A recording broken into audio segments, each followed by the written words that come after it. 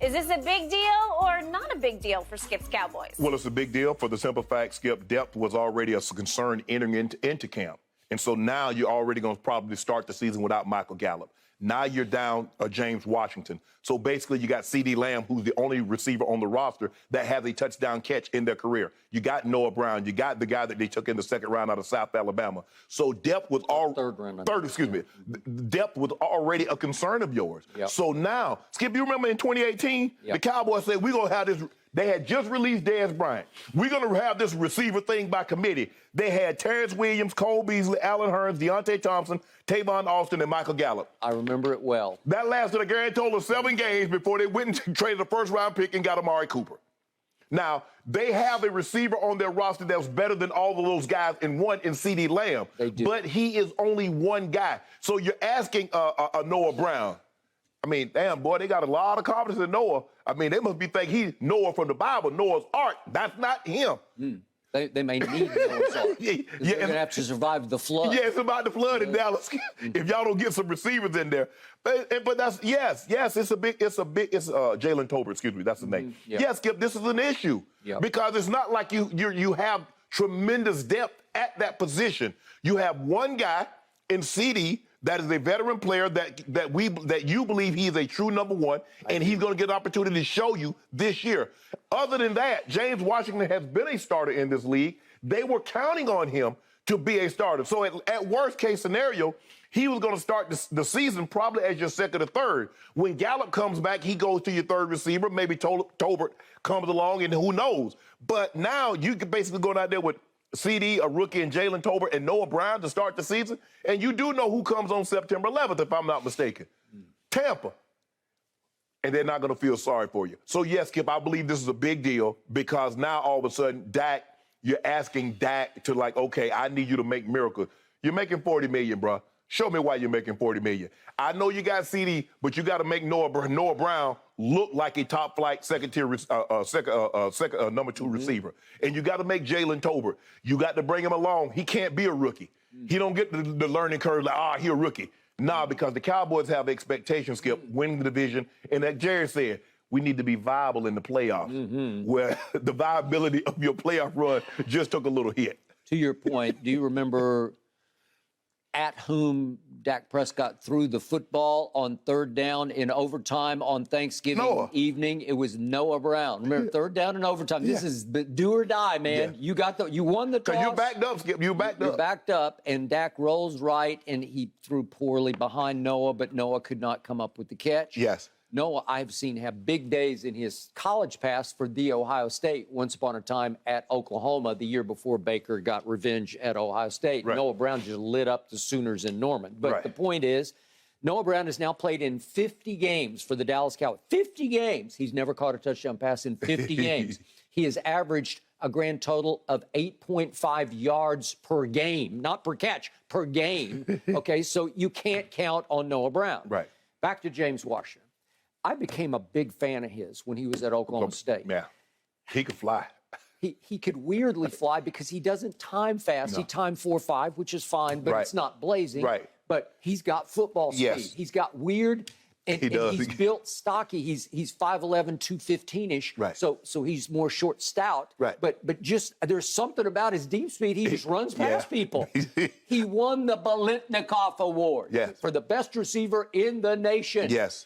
He went in the second round to the Steelers, and I'm not sure what happened. He said the room was crowded, and they do know how to draft receivers in Pittsburgh, and there were a bunch of them. So I'll give you some break. But he came and he went in Pittsburgh, and all of a sudden he's available. And guess how much the Cowboys had to pay to have him for 1 year? A grand total of $1.2 million. And I hark back to what my late mom used to say to me, you get what you pay for, right? $1.2 million. They got a $1.2 million receiver? Okay. But they have been raving about James Washington. Dak has raved. Jerry has raved. Please drop the mic. Has raved about James Washington. He can run by people. And he ran right by Trevon Diggs. No shock to us, right? Diggs was still in position to play the football, and he got his hands on the football, couldn't come down with it. Unfortunately, James came down wrong on his foot, and you know the rest of the story. I don't know if you call it a Jones fracture or whatever it is, but it's fractured. Right. and he's gone for 6 to 10. And when they put labels like that, who knows how long it's going to be. But, that's if everything goes according to plan. Okay, so whatever. So now when it rains, it just poured. Speaking of the flood, because it's pouring flood on Dallas right now because your strength has become your weakness because now it looks like CeeDee or bust. So I will point this out. I was not aware of this until early this morning. I read in USA Today. This kind of came and went and slipped under my radar. Remember that kid, Devontae Turpin? We used to do highlights Yeah. The They picked him up as returning. They picked him up? Yeah. Well, he was the MVP of the USFL. MVP of the USFL. Are you kidding me? He led the whole league. For what it's worth, it was the USFL. I enjoyed it right here on Fox. And he led the whole league in catches and yards. Yes. Okay. So they signed him. He is a grand total of 5 feet 9 inches tall and maybe 157 to 60 pounds. He's right in that range. Right. When he played at TCU, he used to bedevil my Oklahoma Sooners, and I told you that when we had a couple of his highlights because he is electric. Yeah. But he can't play X or Y. I'm pretty sure. I don't know. Maybe he can. But I think he's a slot. I'm pretty sure he's a slot / punt returner, as you said. Right. Okay. So is that the fix? Probably not. Will Fuller is out there, but Will Fuller is probably better. He just has been better than James Washington, but he's always nicked and something's always wrong. So I don't know if they want to go in that direction. T.Y. Hilton. And then T.Y. Hilton is out there. I don't know. Jerry's not going to spend any money. Emmanuel Sanders is out there. You know, I love Emmanuel Sanders, but he's, 33-ish now, right? So he's an aging receiver, but all he does is, it's almost like Chris Carter-esque. You know, it's not that he catches touchdowns. He just catches footballs. He makes plays. Yeah, wherever he is, he just makes plays. And if Jimmy G had hit him on the play he was about to make, we might be having a different Jimmy G conversation at the end of that Super Bowl against Kansas City. Right.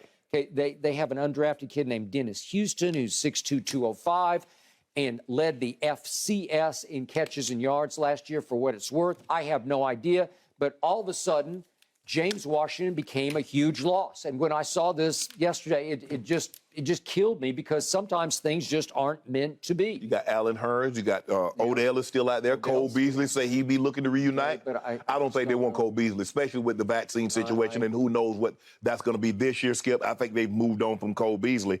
But I think the thing is, and I think Odell is great, but the question is, Skip, they need somebody that can come in right now, start practicing, and be able to go to opening week of the season. Is Odell there? That's the whole point. It doesn't, Skip, if I need a house, I don't need a house 3 months from now. I need to be able to move in. So Odell might be ready in 3 months. But would Odell like to be an America's team player? Yeah, he would. Yeah. I think he'd love to be a Dallas Cowboy.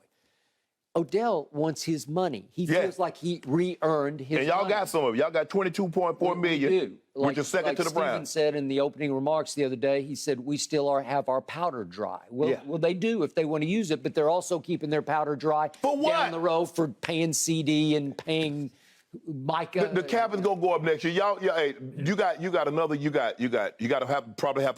have to visit CeeDee after the season, and you're gonna have another year before you're gonna have to do something with Michael Parsons. But in the meantime, so what are you gonna do in the meantime? Just throw caution? You're like, well, you know what? Hey, our receivers are down. We're just gonna roll with what we got. The biggest concern I have for Dak plus CeeDee is, for weird reasons I can't explain. You know, it happens. Yeah. They just don't seem to have a great connection. Right. They've been talking a good game in camp.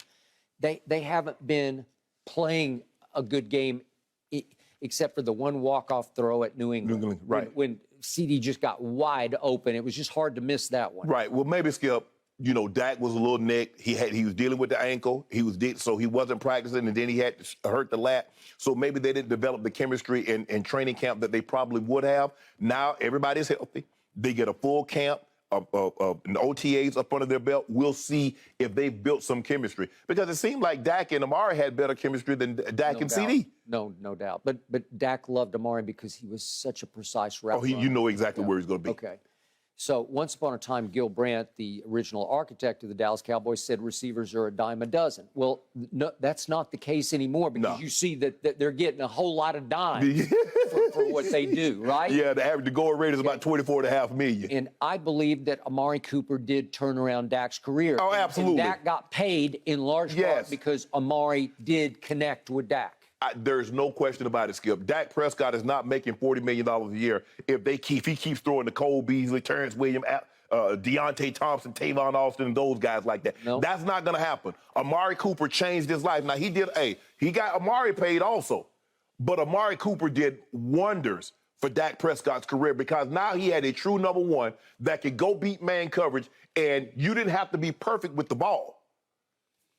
Would I love to see Jerry go out and plunge? Sure, I would. Who you like to see him plunge on? Okay. Well, I know what he would, if he were sitting right here, right now, he would respond, we're going to get James back. Maybe even by the opener, because 6-ish weeks, it could be right up to against the opener.